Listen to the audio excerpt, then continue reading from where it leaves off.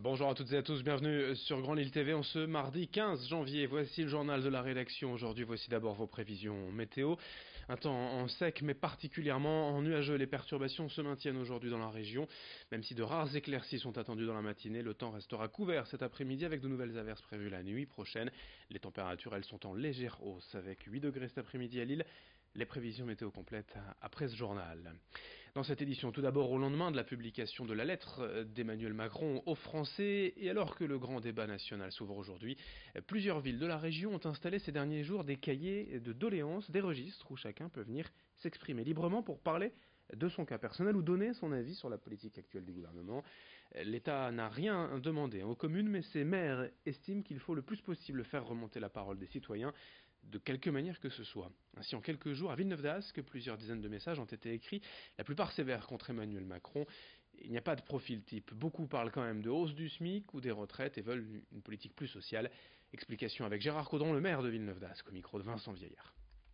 Depuis plus d'un mois, le président, le gouvernement, les ministres nous disent il faut que vous soyez un peu des intermédiaires entre les citoyens et nous-mêmes pour sortir de la crise profonde dans laquelle on est aujourd'hui.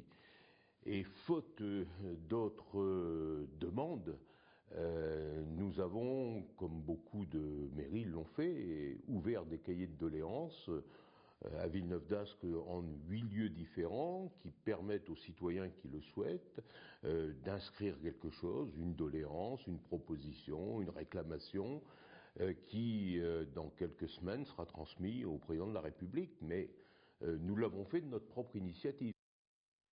Il y a quelques jours, ici même, nous vous parlions de la précarité menstruelle, de l'accès aux protections hygiéniques pour les femmes sans abri notamment, mais pour les étudiantes également. L'Université de Lille vient de lancer hier une campagne de distribution de kits hygiéniques. Jusqu'à jeudi, près de 30 000 trousses comprenant des tampons et des serviettes vont être distribuées aux étudiantes des différents campus. L'objectif étant de pallier la précarité menstruelle des étudiantes et leur permettre de vivre leur scolarité en toute sérénité. En France, c'est une première financée en partie par un fonds de solidarité étudiante, et c'est la raison d'ailleurs pourquoi l'opération ne peut avoir lieu pour l'instant qu'une fois par an. Mais Sandrine Rousseau, la vice-présidente de l'université, voit plus loin pour cette démarche. Elle est au micro de Marine Kijek. En fait, il y a un coût qui met à peu près 600 € par an, ce qui est énorme pour un budget étudiant.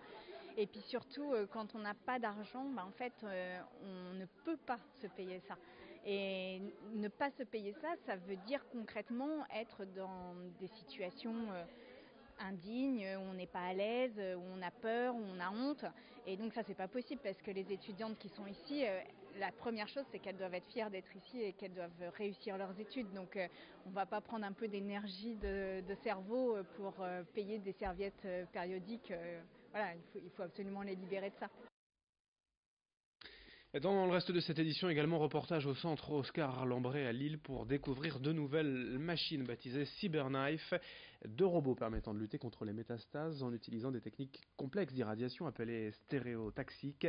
Ces doses de rayons sont bien plus importantes que les soins d'ordinaire utilisés et surtout plus précis. Ils évitent surtout simplement les organes proches des tumeurs soignées. Ces robots permettent ainsi de réduire le nombre de séances. L'an dernier, le centre Oscar Lambret fut l'un des 3 premiers en France à utiliser ces robots. Présentation et explication avec Vincent Vieillard. Le contrôle local des lésions que l'on traite est très bon, de plus de 90%, et nous avons des signaux forts qui nous montrent que quand on traite les métastases des patients, quand elles sont en faible nombre, on peut avoir une influence sur le pronostic de ces patients, et ça nous permet comme ça d'augmenter l'espérance de vie de ces patients. Donc il y a des résultats récents qui ont été publiés dans des revues qui font référence. Ce sont des pratiques que nous maîtrisons, nous, depuis plus de 10 ans ici au centre Oscar Lambret et que nous mettons en œuvre de façon presque routinière.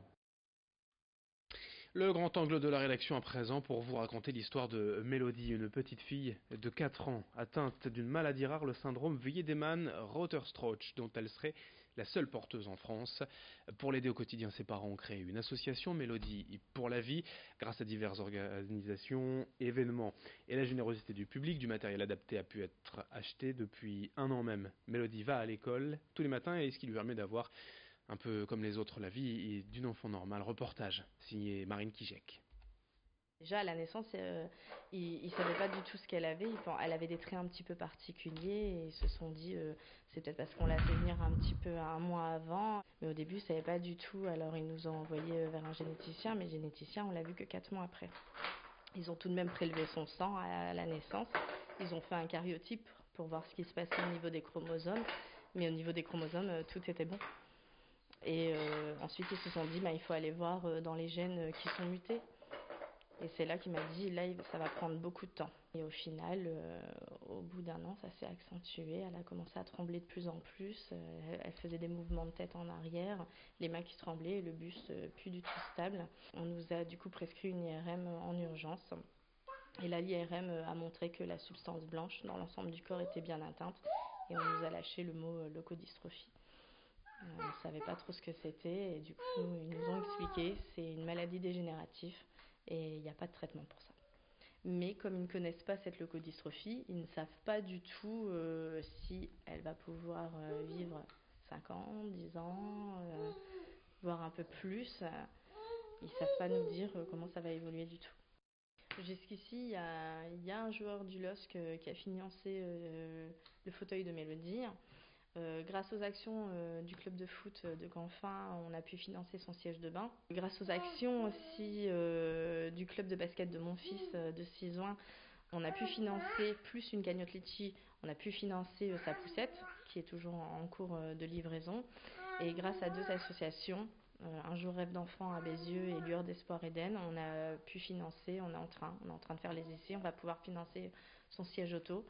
Mais elle a encore besoin de plein de petits matériels. C'est pas parce qu'on nous dit qu'elle va pas avancer qu'on n'y croit pas. Alors du coup, nous, on la stimule, même pour l'oralité, même pour manger. Tout ce qui est kiné, psychomotricienne ou ergo, elle voit ça comme un jeu, elle est toujours partante. Et nous, on est content qu'elle puisse aller à l'école, parce que je sais que c'est pas le cas de tous les enfants. Elle est souriante, elle est sage, elle a toujours envie, Mélodie, malgré tout ce qu'elle a vu, malgré son mot passé, c'est une petite fille qui est toujours de bonne humeur.